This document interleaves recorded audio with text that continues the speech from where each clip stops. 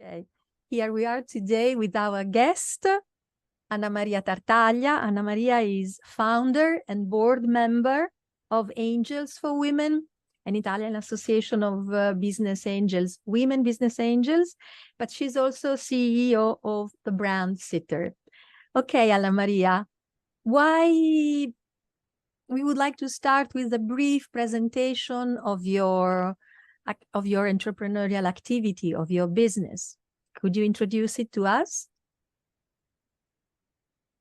Thanks, Luisa, for your question. About my activities, the actual one is divided in mainly two different kinds of activities. One is based on managing my own company that is fully specialized in discovering and managing new talents, especially in the lifestyle segment, and giving to them all the support in terms of education, in terms of growth, in terms of internationalization for creating their own company. This is one segment of my activity. On the top of this, I will continue to maintain my advisory to the big companies, international companies that need to evolve themselves in terms of diversity, inclusion, equality, and working on their ESG projects. On the other side, what I am doing, and I started to do this 10 years ago, is working and acting as business angels in a different network. But the main for me in this moment is Angels for Women that I founded with other women 5 years ago, where what we do is to select and support women entrepreneurs from Italy, but not only from Italy. And we are doing a sort of scouting with the other organization, by ourselves and the other organization from all around the world for supporting them in terms of mainly money, but also if they need in terms of networking, advisory, and other activities that will be useful for the growth and the development of their business.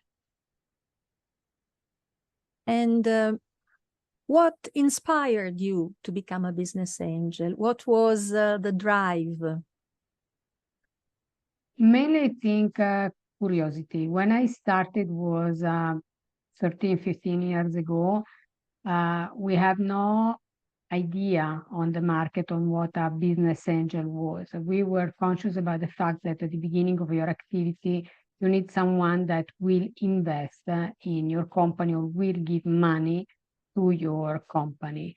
Now it's clear for everyone what a startup is. It's clear what means innovative startups. 10, 15 years ago was only the idea on how you can support a company from the beginning and giving to this company money. And this is your own money, so means that you are risking your money in your company, and also how you can give a special kind of effort that is related to advisory, networking, other kind of suggestions that companies or young companies or a startup or companies that are at the beginning of their story can need. But what I can answer to you is mainly was curiosity to discover something new and curiosity to support new kind of activities that were different from mine or discovering something, a new segment of business where I was not aware of their existing.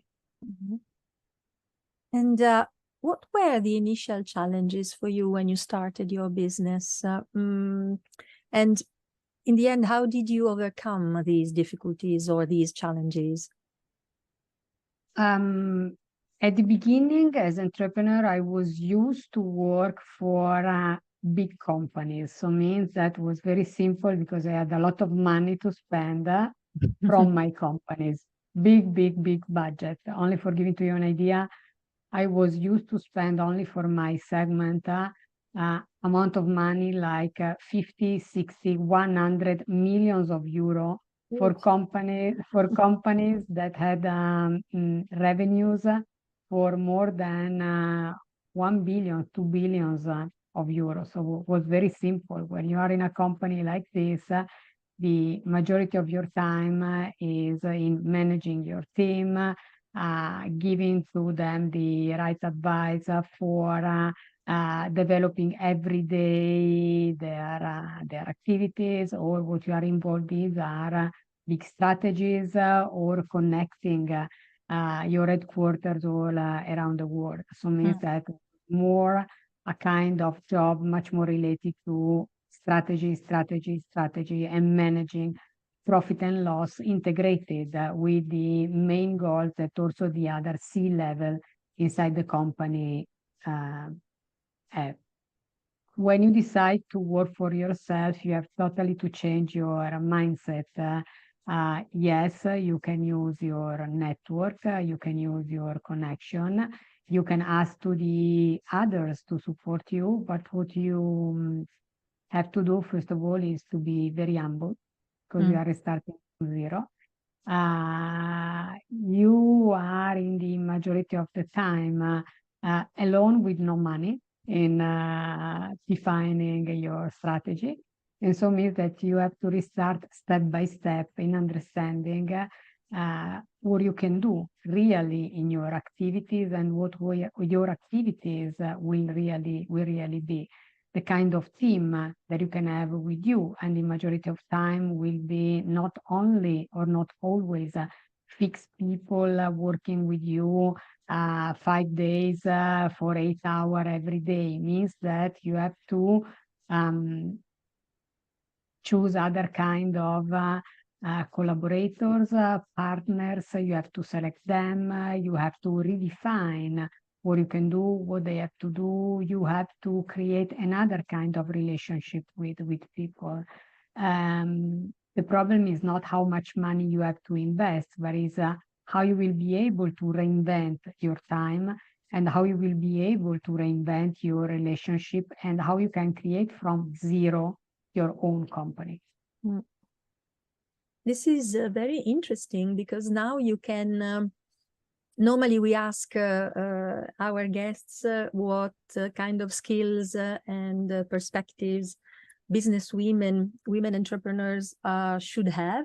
And you have had the opportunity of working both as a manager and as your own boss. So what do you think are the differences from, being the manager? What skills do you have to acquire when you become your own boss and the business is yours? I think that at the end, the skills are not so different. First of all is you need to manage your time. You need to understand your goal. You need to set your strategy. You need to select the right people that will work with you. And you have to manage a team. As I said to you at the beginning, money is not a problem. If you have a good idea, good structure, if you are organized, if it is clear in your mind, step by step, in which way you want to act, at the end, when you present your own business plan, you can convince people to give you money. Inside a company is when you need a budget, when you discuss your budget, you have to convince your CEO or the owners of the company that is the right budget for reaching the right goals. It's exactly the same. In this case, the difference is you are building something by yourself, for yourself, and for the people that you selected and will work with you. At the end of the day, the difference is that you are not working for someone else or for contributing to the growth of a big company, but is the satisfaction of viewing people in front of you that are happy of the work that they have done for you, and happy to have a new challenge with you for the future. Very interesting. And in this experience, how was networking relevant in your in the growth of your business? And do you think this is a specific skills that women have to develop to have success in their own business? Absolutely. I think that the way in which you build your network is fundamental. In many cases, one of the big problems that women have is not to be able to ask when they need. when they need help, when they need support, when they need something for the others. But at the end, the idea is, okay, I will ask. At the end, people will say me, no, thank you. Okay, but it's not a tragedy. You can ask to someone else again and again and again.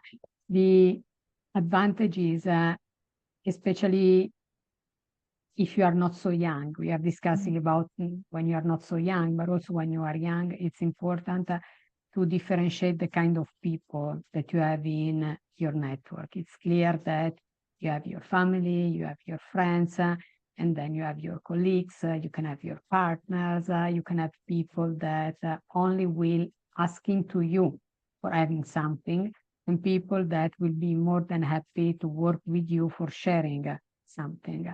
So the idea is, depending on the kind of network, the kind of people that you have all around you, and in which way you work with them in the past, and in which way you can work with them in the future.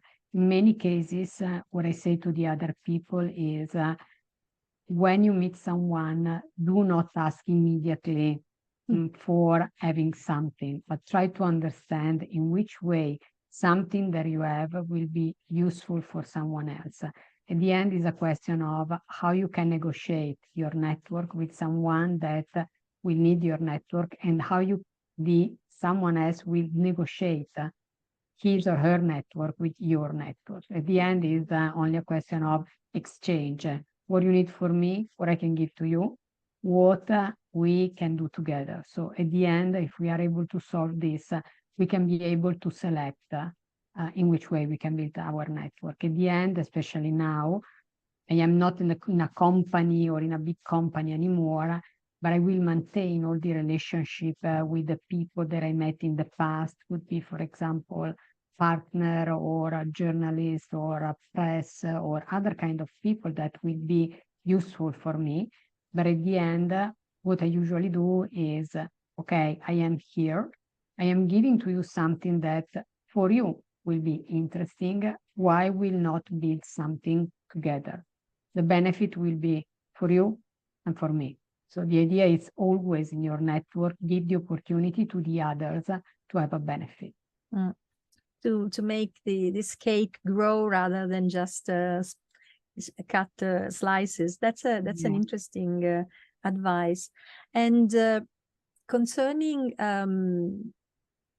networking, do you have it? This is a very important tips, but then what kind of advice would you give to those women who, being an entrepreneur or being a manager, are interested in becoming a business angel? What is, in your opinion, the core of the business, the most important things that you could tell them?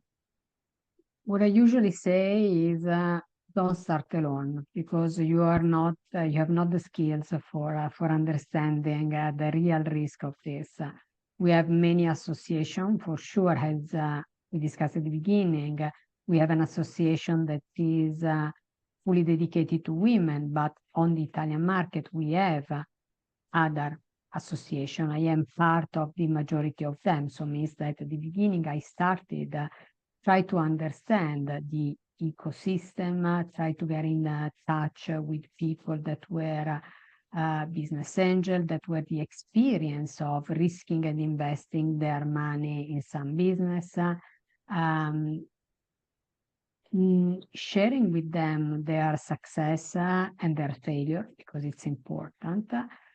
And for me, this is fundamental for the people that want to be a business angel. Try to identify who are the association, what they do, what kind of event they organize, what kind of courses that they organize, because you can have courses that will explain to you the skills that you need for being a business angel, for understanding how you have to choose a startup, what means investing money, what are the risks. If you want to grow, there are other courses that will support you in being a deal champion, so means managing the investment of the other people inside a startup. So means that you have different approach that you can put in place. But what is important is don't be a business angel by yourself or alone, especially at the beginning, because no one of us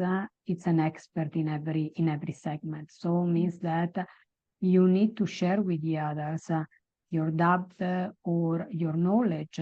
You can be supportive in some segment, but you can have a lot of minus in some others. If you have people that are expert in other segment where you are not, they can give you the right suggestion of what you can do. And it's exactly the same in every activity. So means that as business angel in Italy, we are not so much. What I usually say is less than 1,500.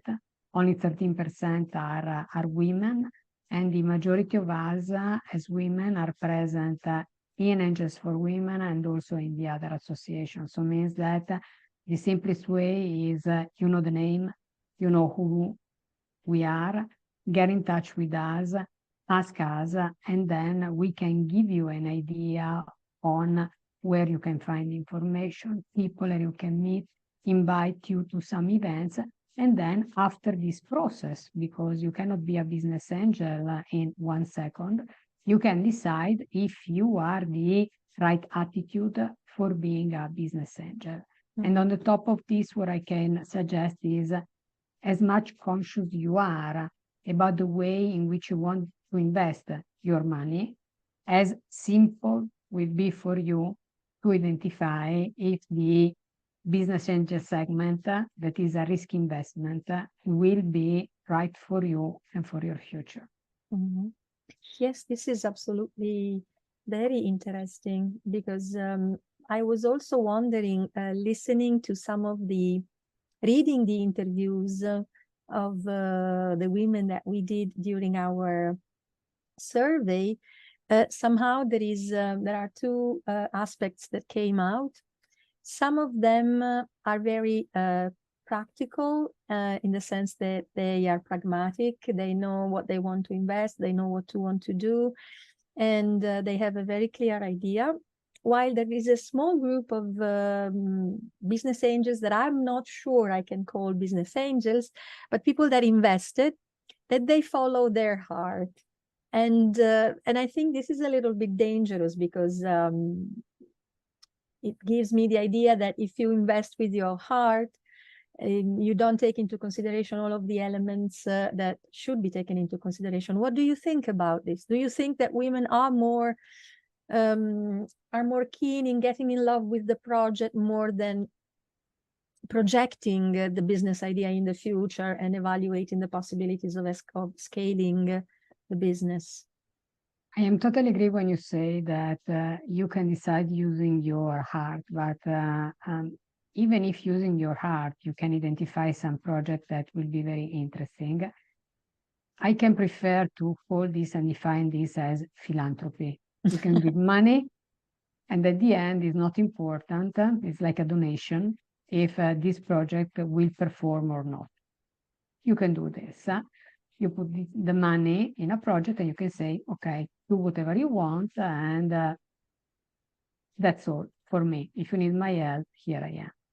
There are other kind of projects in which what you do as business angel is to challenge the team, to check the business plan, to evaluating the quality of the idea, of the results, every single step, the milestone.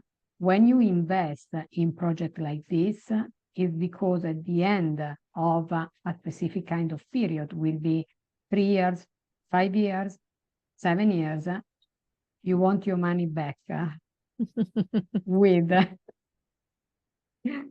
specific level of gain. Okay, it's quite normal. It's like any other investment. You can be less or more involved. This is up to you, because you can decide to be involved in the life of the startup, because you can be one of the advisors, you can be a board member, you can support them in terms of networking, sharing your experience, different level, or could be only an investment in which you can delegate someone else in doing this kind of activities. And after 5 years, what you can be interesting is there will be an exit, positive or not. That's all. Mhm. So means that the idea is how you can differentiate the level of your investment, the level of your portfolio. It's clear that in many cases, it's not a question of women, it's a question of investors. You can fall in love with an idea, with a team, not because you are a woman. You can be a man and you can be totally attracted by the idea of technology or space or some others. It's not a problem. Or as women, we can be attracted by other kind of projects. What is important is to be able to evaluate step by step if this startup and this project where you invested your money could be successful or not. If it's not successful, you say, okay, I failed. Could be, like in any other, I lost my money. Could be. Or if not, if it is positive in terms of investment and the tracking is positive, what you can ask to yourself is how I can contribute, how I can implement, how I can be supportive till when I will not realize my exit in 3, 5, 7, 10 years. Mm. The other part is there is philanthropy. Philanthropy is philanthropy. You have no expectation on this. It's a give back that you can have. You will be more than happy. Could be a social project, could be in terms of circular, sustainability, care, whatever you want. But you have to distinguish between the one that are philanthropy and the one in this segment that will be successful case study for you as investment. Mhm. This is absolutely very interesting and brings me in my mind another question. Some of the women that answer the questionnaire, both in Portugal and in Italy, as usual, are very, how do you say, they are always afraid that they don't know enough, you know, they know a lot, but they're always afraid this is not enough, this is not enough. Do you think there is a specific, most of them said, I do not have any experience in finances, even if I'm a business person, I don't have a specific experience in investments and finance. Do you think this is a big problem, or do you think we should really invest a lot in training women in the financial aspects, or as you said, using the support of associations and groups of investors? It's not so necessary to be so strong and so prepared, especially in financing. What is your experience in this? My experience is this. So we are not asking to people to be really expert in financing. We are not asking this, but for sure you have to be able to understand numbers and to enter in some numbers, because when you evaluate the projects, for sure, if you have in front of you some projection that are quite incredible, you have to ask to yourself, okay, are they genius? Are they Wonder Woman? Who they are? In which way they can approach the market in this way? And probably you don't need only financing skills, but you need also the knowledge of the market, the knowledge of other case studies. So it means that at the end, what is important is have a good balance between your experience, your expertise in financing, that you can always learn.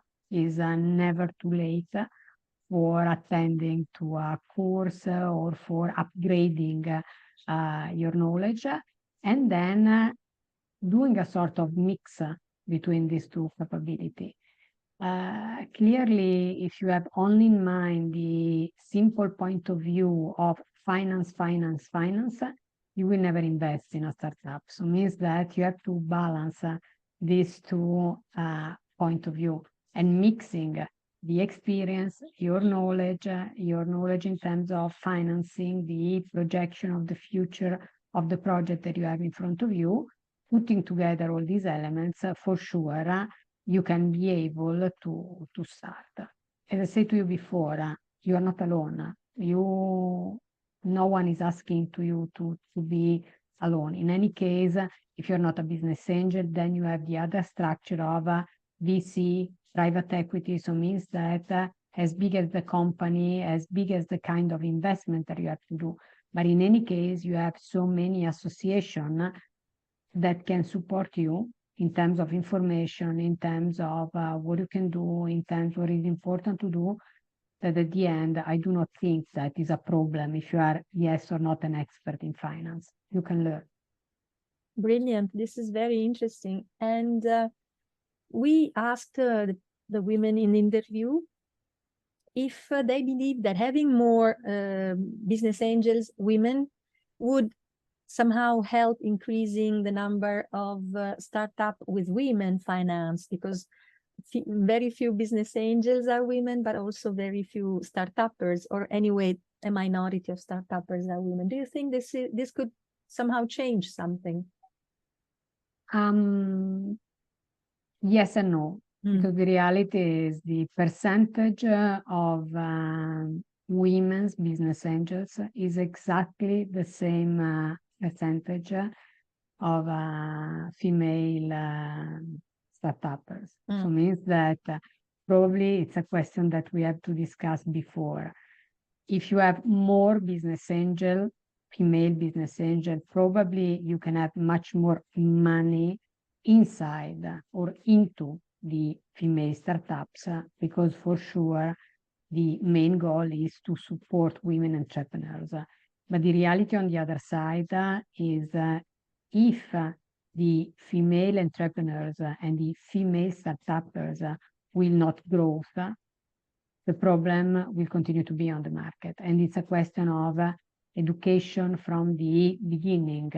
As we discussed, is a question of you educate girls to manage their money. We are happy because in Italy, financial education will be inserted into the school from the secondary school. We hope that this will implement the knowledge of girls and young women about the way in which they can manage their money. For sure, on the other side of this will be important to introduce into the secondary school also the opportunity to have courses on entrepreneurship. So means that viewing or having in a sort of face-to-face of the women that will be investors or could be investors and women that will be entrepreneurs, having the right elements, they can decide what they can do in the future. It's interesting. It is a new phenomenon that we are viewing now, is the fact that many female entrepreneurs that were able to raise money from the market and also had a big success during their life, what they are doing now is as a sort of give back, entering into our association and turning themselves in business angel for selecting other projects coming from women that they can finance. This is also an opportunity. You have there some role model that were successful one and that now have decided to invest their money for supporting other potential entrepreneurs. So it's a sort of mix and the idea on how we can build around girls and women the ecosystem. If we can give to them all the instruments, I am quite sure that the part of female entrepreneurs and female business angels will grow. So this is a very positive ending, I think, of our interview, because we have hope in the future. And thank you very much, AnnaMaria, for this interview. It's very useful. And your experience is very interesting and rich. So it gives us an idea that it's a slow path, but we are there already, and things will grow and will develop. And we hope that also with other projects, we can empower women to be free to decide what they want to do and how to do it. So thank you very much. Thank you, Luisa. And as I said to you, everyone that wants to discover who we are and what we do, you can visit our website, angelsforwomen.com. You have our face on the website, you have our role, you have email, and you can get in contact with us, and we will be more than happy to support you as business angel and as entrepreneur. Thank you.